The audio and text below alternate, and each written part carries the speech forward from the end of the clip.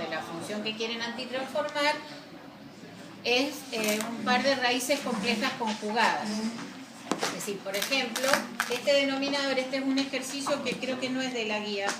Estaba mirando que se me han mezclado algunos ejercicios, pero creo que este no es de la guía.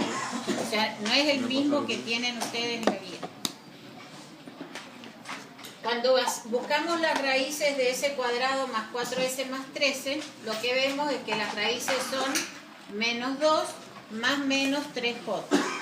Es decir, que si uno lo factorizara, lo tendría que factorizar en s menos 2 más 3j y en s menos 2 menos 3j. El método de descomponerlo así es bastante más complicado. Nosotros vamos a hacer otro rebusque, digamos, que es llevarlo a una forma más sencilla, pero hay que tener en cuenta un par de cosas. Si nuestra función, cuando la antitransformamos, tenía una s en el numerador, s sobre s cuadrado más una constante, por ahora es una constante al cuadrado, eso es el coseno de la constante por t. Normalmente esta constante es la frecuencia, omega t. Entonces el coseno de omega t tiene una función de transferencia, o sea, la transformada de Laplace, que es s sobre s cuadrado más omega cuadrado. Si es una función seno, lo que tiene es omega sobre s cuadrado más omega al cuadrado. Y hay otro principio que se llama, lo tienen también en Smith y Corripio, y se llama teorema de la traslación.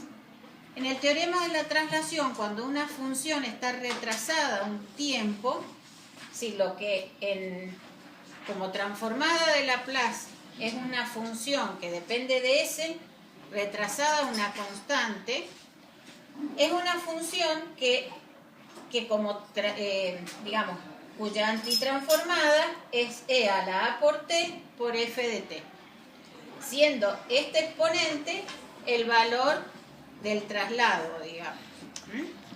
Entonces, si mi f de t es una función seno, ¿cómo nos va a quedar? Si yo tengo e a la a por t por seno de omega t, por ejemplo, voy a tener una función que va a ser k sobre, en vez de tener s, tengo s menos a al cuadrado más k al cuadrado. Es decir, la parte real de la raíz, lo que después vamos a ver que coincide con la parte real de la raíz, está en el término que contiene a s elevado al cuadrado más omega al cuadrado. Bueno, acá si puse omega, vamos a ser coherentes y vamos a poner omega en todos lados. Sería omega y omega cuadrado. Entonces, ¿qué característica tiene? A ver, si mi raíz s es más menos j omega. Si mi raíz es más menos j omega, quiere decir que la parte real es 0. Quiere decir que en esta expresión, s menos 0 al cuadrado, estoy repitiendo la función senoidal. Quiere decir que si pasa esto, lo que obtengo es una función senoidal de amplitud constante. ¿Qué característica tiene? Esta envolvente es e a la 0 por t. Es constante. ¿Sí? Si yo tuviera una raíz s igual a menos 3 más menos j omega, lo que voy a tener es un transitorio e a la menos 3t y luego una función senoidal seno de omega t. Si yo tengo una raíz más 3 más menos j omega, lo que voy a tener es una envolvente creciente e a la más 3 por t que envuelve a una función senoidal de frecuencia omega. Entonces fíjense que dentro de las raíces complejas voy a tener solo estos tres casos. Parte real 0, que si uno lo mira acá, estoy teniendo una función senoidal o cosenoidal, depende solo del inicio, pero es una función oscilatoria de frecuencia omega, del valor omega, que es lo que tengo aquí al cuadrado. Si mi parte real es negativa, significa que hay una envolvente exponencialmente decreciente, que este e a la menos 3t es esto. Entonces, en definitiva, es una función e a la menos 3t por, ¿cómo lo tenía? Bueno, si lo tengo de esta forma, es seno de omega t. Y esta va a ser e a la más 3t por seno de omega t. Siempre la parte real de la raíz compleja conjugada me da la envolvente de la solución. Justamente si ustedes miran los ejercicios, ¿por qué les he dado esos ejercicios? Analicemos los que han hecho previamente.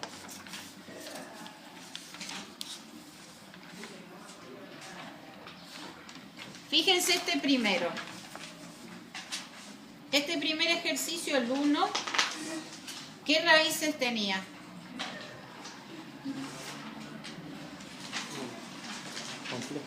¿Qué raíces tenía cuando hacían la transformada de Laplace y después antitransformada?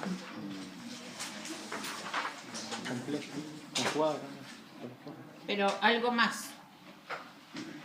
Miren la solución, la figura que les da la solución. La primera. Les tienen que haber dado raíces 0 más menos j omega. ¿No les dieron raíces con parte real 0? Sí. Bueno, es este caso y es este caso. Seguimos con otro ejemplo. Este otro les da una función senoidal, pero también tiene parte real 0.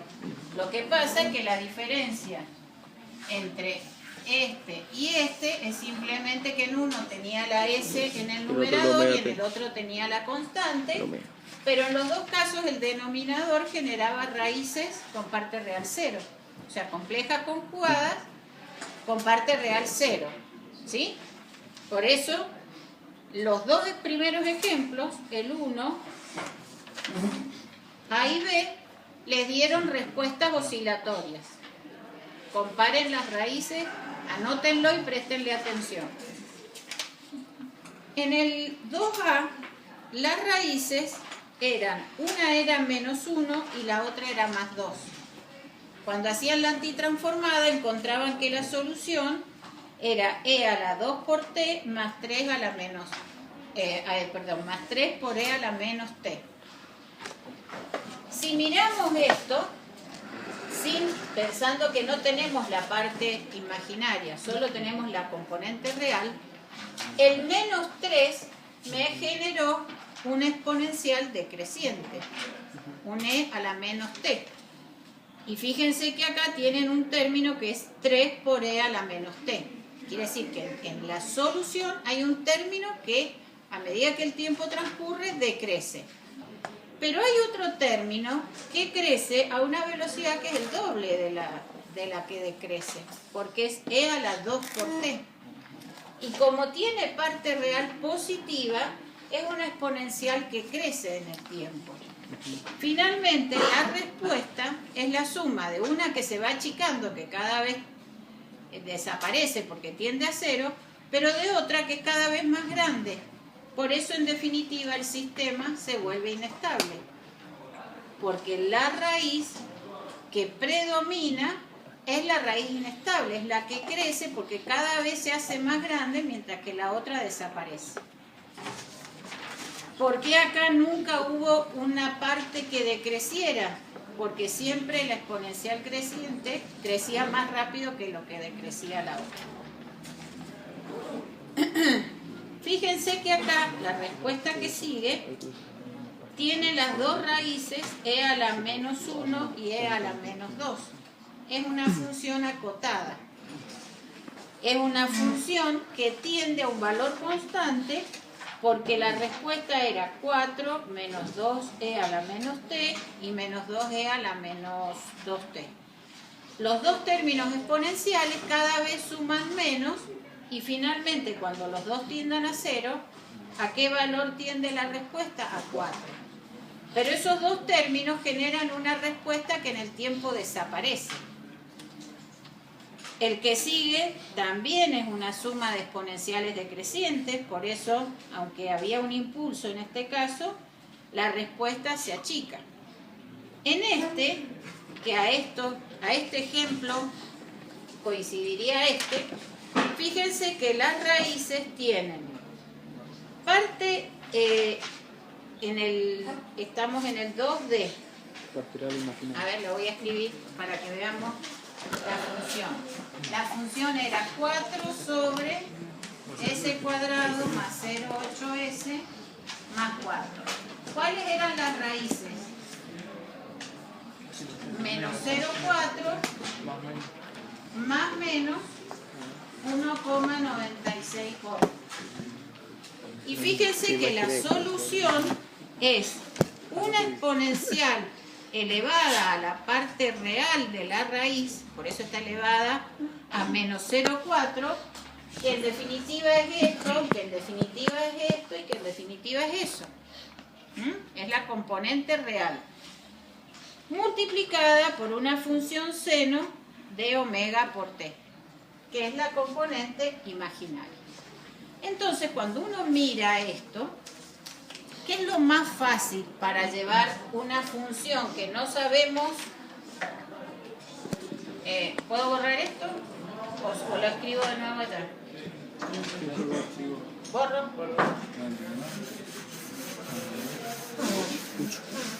Después, hagámoslo y comparémoslo. Así refinamos un poco. Lo mejor que me queda es tratar de llevar la expresión esta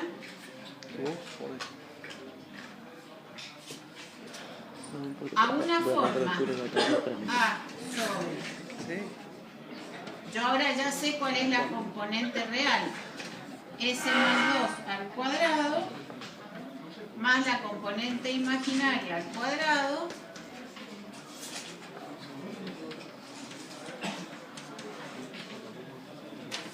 es expresar estas dos raíces como esta función que tengo acá, que la tengo en la tabla.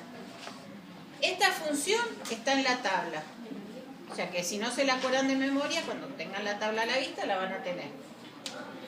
Si yo factorizo o expreso mi denominador, que tiene raíces complejas conjugadas, con una parte que depende de s al cuadrado, que está restando la componente real, más la componente imaginaria, yo ya sé que esto me va a generar en la antitransformada un e a la a por t por el seno de omega t.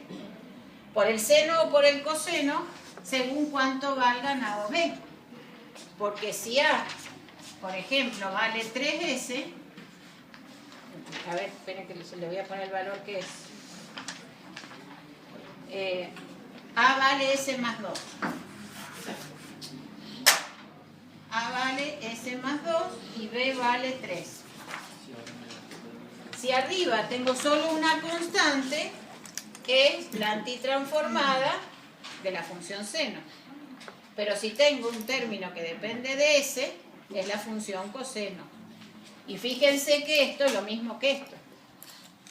Entonces, es la función coseno de 3 por t y multiplicada por una exponencial elevada al retraso, que es menos a, que en este caso es menos 2.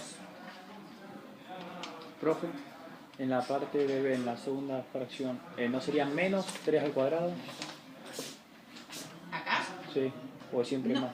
Porque están los dos con Es más. que sí, pero la forma es más, porque no lo tengo que llevar a esta forma. O sea, la forma es más. Es más, si vos resolvés esa distributiva, o sea, haces s más 2 al cuadrado, haces el cuadrado de ese binomio y le sumás 3, te da el valor que tenés, lo que tenés acá arriba. Mirá, para que te saque cada uno. S cuadrado más 4S más 2 por 2, 4 más 9. Esto te da el 13. Entonces lo que uno tiene que hacer es tratar de llevar a esta forma general. Pero ya conociendo las raíces, uno puede saber por qué valor tiene que sumar o multiplicar para que en el denominador yo tenga esto. Y como después el numerador me tiene, si tiene una S, me tiene que dar S más 2, probablemente tenga que multiplicar y dividir por el mismo valor si yo acá no tengo valores enteros. Ahí hay que jugar un poquito con la... Por ejemplo, en el ejemplo de la guía, para que obtuvieran ese 2,04, es porque, miren, se los voy a hacer en el ejemplo de la guía. Ustedes tenían que factorizaban, las raíces eran menos 0,4 más menos 1,96J.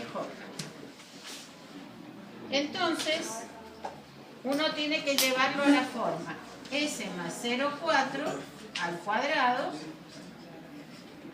más 1,96 al cuadrado.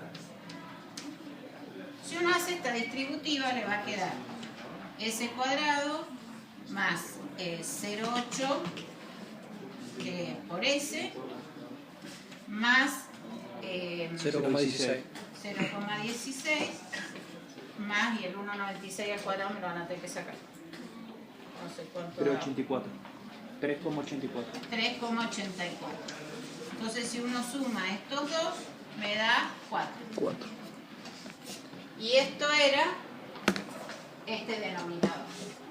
Ahora, para que en el numerador yo tenga 4, de nuevo, porque yo para que, si yo lo expreso así,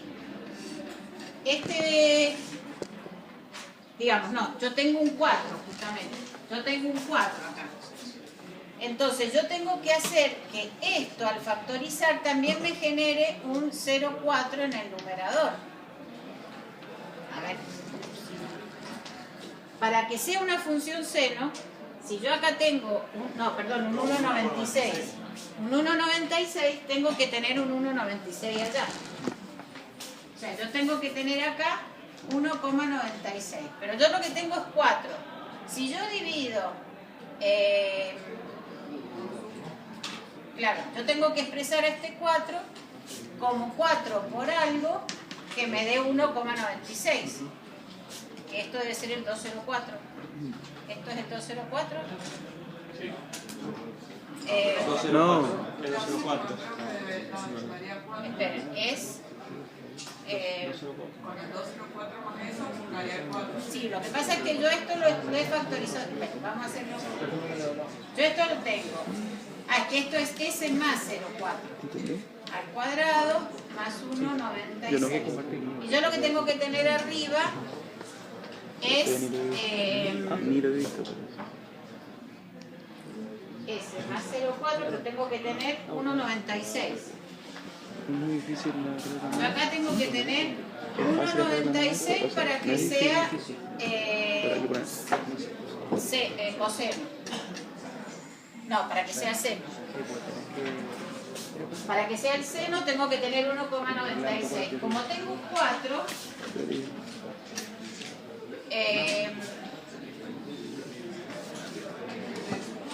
Mati, y estos tengo que hacer 4 dividido 1,96. ¿Qué mensaje subliminal para el Mati? ¿Está bien? Porque si yo multiplico y divido... Entonces, ¿qué quieres? Y esto es 2,04, ¿o no? Sí, 2,04. Entonces está bien. Esto es 2,04 por 1,96. Como esto es una constante que yo puedo sacar fuera, todo esto es seno,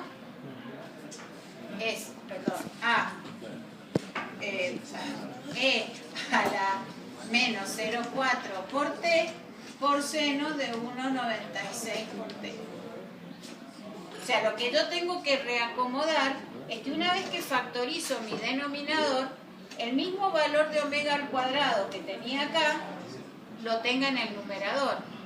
Entonces tengo que acomodar la constante del numerador para que sea un valor que multiplique al mismo valor que tengo acá como omega al cuadrado. ¿Se entiende? Bueno, es un poquito de ejercicio, pero es más fácil esto que hacer toda la antitransformada por parte con raíces complejas, que también lo explica Smith y Corripio. Pero es bastante más complejo. Lo hace con límite. Claro, sí, pero además saca, digamos, es un tema que después un poco desarrollamos en la unidad 3, pero yo acá no quiero que nos demoremos tanto en esta parte matemática. Sí me interesa que tengan claro el análisis que les mostré recién. Si las raíces tienen parte, si son complejas conjugadas y tienen parte real 0, significa que estoy en este caso. Funciones oscilatorias que permanecen constantes. Si son raíces con parte real e imaginaria, la componente real es una función exponencial que multiplica la función senoidal o cosenoidal.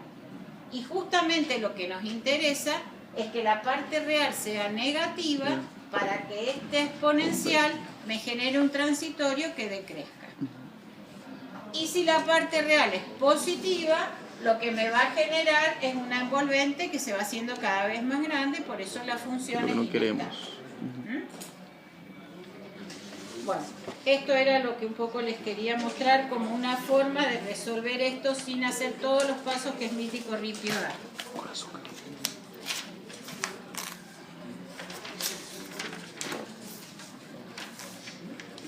Bueno, en este ejemplo es más o menos lo mismo. Lo llevamos a la forma de la parte real que esté agrupada acá y después como acá tenemos dos términos, lo voy a factorizar en dos términos, esto me va a quedar una suma de dos exponenciales. Bueno. Y en el caso que tuviera 3 términos arriba, tendría que ser 3 fracciones. Sí, lo que pasa es que ya cuando tiene un s al cuadrado, ya la función es bastante más compleja. Sobre todo nos interesa el análisis de las raíces del denominador. Después, cuando ya esto se hace mucho más complejo, no nos metemos en esa matemática porque si no perdemos el control.